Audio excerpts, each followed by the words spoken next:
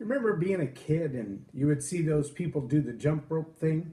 And I don't just mean like one person jump roping, but some people can jump with like two ropes or three ropes at a time, and they're not all swinging together. I mean, if they're all braided together, that'd be one thing, but like one rope and then another rope, and then they jump, they got another rope, and now they're jumping rope between ropes.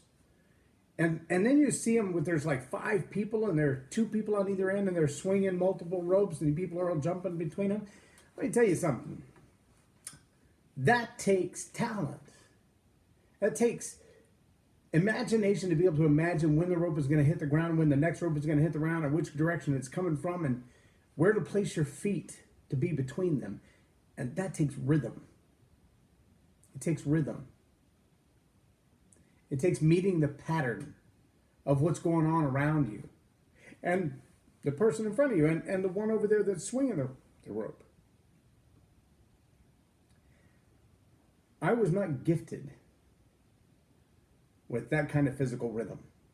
In fact, many times throughout the course of my life, when I've gotten into exercise programs or training programs, even if it was when I was doing close quarter combat and martial arts, they would say jump rope is a great exercise. It's a great way to stay in shape. It's a great way to, tone all of your body and burn a lot of calories. And I would just laugh and say, no, it's a great way to break my face. Because even if I'm the one spinning the rope, my left hand and my right hand can't keep the same rhythm. And my feet surely aren't going to get the same rhythm. And the idea of just jumping over the same rope that I'm swinging, that was complicated for me. It always has been. Jumping rope takes rhythm. You watch these people that run alongside and jump on the back of a train, or they do these great stunts in the X Games. There's a pattern, there's a rhythm that you've got to fall into to know when to flip your snowmobile that weighs 1,200 pounds up over your head 50 feet off the ground and then flip it back down to catch it. Or flip it up and then let go with your feet and find yourself standing straight up with a snowmobile above your head 50 feet off the ground. That takes rhythm. It takes matching the pattern of what's going on. It takes moving with the elements and moving with your own momentum. I've been listening lately to a conversation, an interview. It's a book promotion, I understand that, and it's a good one. A conversation between T.D. Jakes and Stephen Furtick. And some of the things that are being said in that interview are the quotes that I've put on my Facebook page over the last couple of days. The whole interview is like an hour and 45 minutes long, so I haven't seen the whole thing yet. I'm watching it in 10 and 20 minute chunks so I can kind of absorb it. But what I was watching today was about that rhythm, about being in sync with what God's doing in this world, so that you can take advantage when God gives you an opportunity so you can move with it. Because sometimes we don't do that. Speed to market is the way that that's seen in the secular world. When an opportunity comes, sometimes the person with the right finances, with the right opportunity, they may not have the right idea. They may not know what the next move is until they hear someone else chatter about it. And the minute they hear someone else chatter about the right idea, they've already got the momentum, they've already got the finances, they've already got the teamwork, the teammates, the facilities to pull it off. And so they take someone else's chattered idea and they overlay it with their engine of momentum and success already moving, and bam, they've got your idea and they're rolling with it. But sometimes people just chatter about an idea with no initiative. No prerogative to actually do it. They just think it's a great idea, so they chatter about it, but they don't do anything with it. And we tend to miss the opportunity that's in front of us because we're out of sync. We're out of rhythm with what the universe is doing.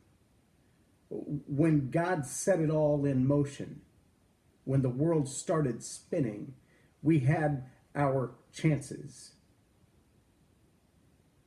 But thankfully, we have more than one chance. Maybe we missed the boat before, but that doesn't mean the boat won't come back. Maybe we missed the opportunity before, we chattered about it too much and somebody took off with our idea and made it successful. Maybe we had an idea and someone else piled on that idea with another idea, and their idea made our idea exponential. Go back and read the story of Ray Kroc and the McDonald's brothers. The McDonald's brothers had a brilliant idea, but they didn't have the juice to make it a global phenomenon. Ray Kroc did that. And that global phenomenon that is McDonald's started with two brothers' ideas. That was a pretty good idea, but it needed the juice of that extra idea and the momentum of a machine to pull it off. Maybe it's not just your rhythm, it's getting your rhythm in tune with, in rhythm with, in harmony with, in unison with, in beat with an entire orchestra of people.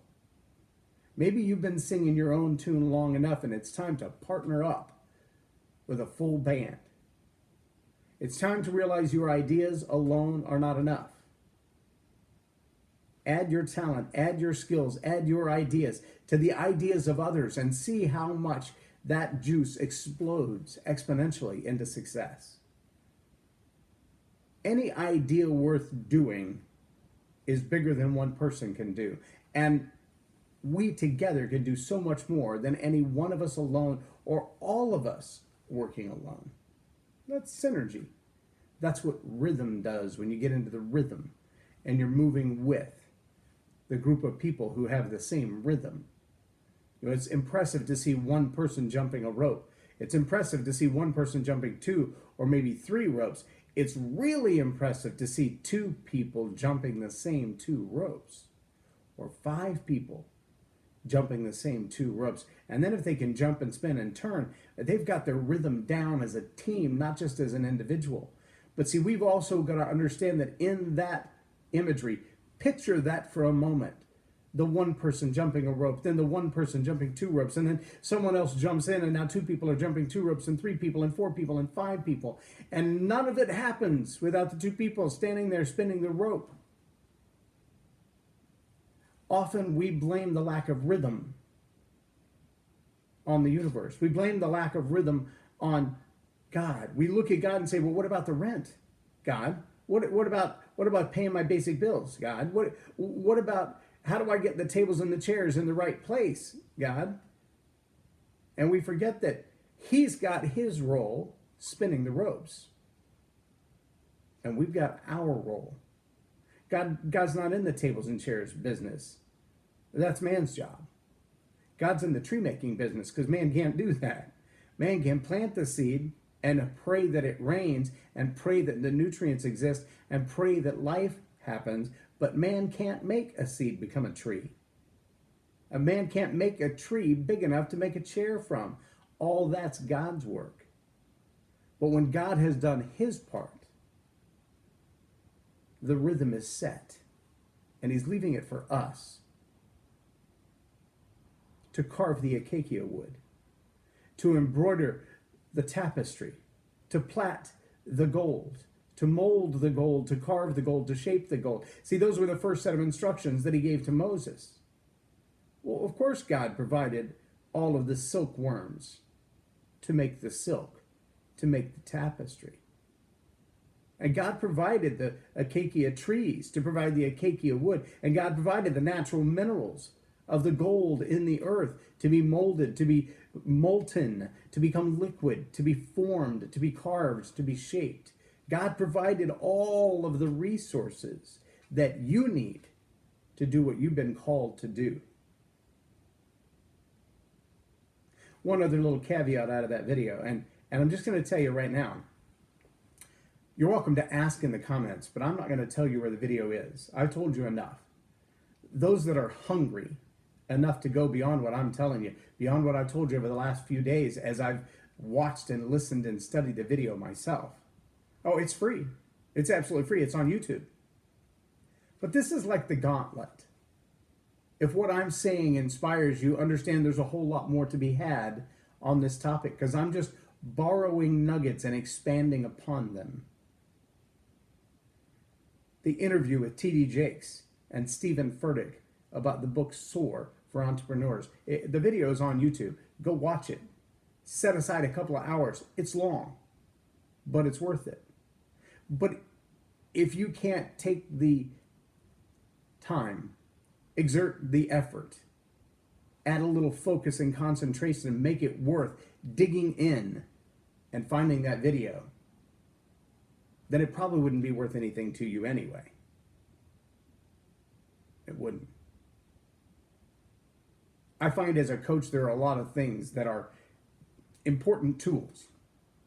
And knowing that those that we coach are going to take action on the opportunities that they're given, that are going to take action on the ideas that are shared with them, that are going to hear themselves and hear their mentor say, this is what I think you need to do next. Who will take action on that and dig in deep. And then there are those who will do nothing. And the tool set that we have as coaches, as mentors, is pretty elaborate. But the most powerful tool of a coach is a gauntlet. So in this instance, my gauntlet is to say to you, I will not tell you where the video is. If the deeper knowledge, if the deeper wisdom, if the deeper understanding is important to you, go find it. And if it's not worth your time, then you'll neither pay for it nor go find it. And I have better things to do. Get in the rhythm of what God is doing around you. Figure out what he's called you to bigger than the tables and the chairs.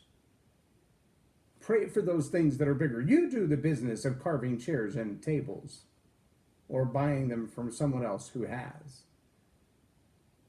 Be praying about the things that are God's business, God's purview, like peace that passes understanding, health and healing that man can't do, the growing of the seeds that have been planted to become something fantastic.